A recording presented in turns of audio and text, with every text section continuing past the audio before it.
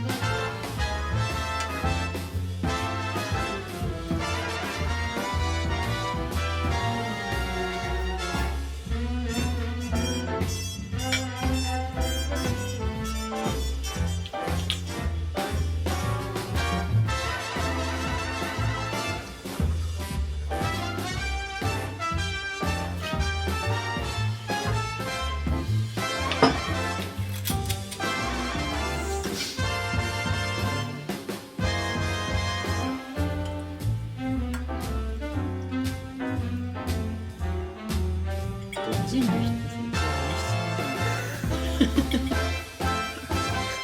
行動に必要な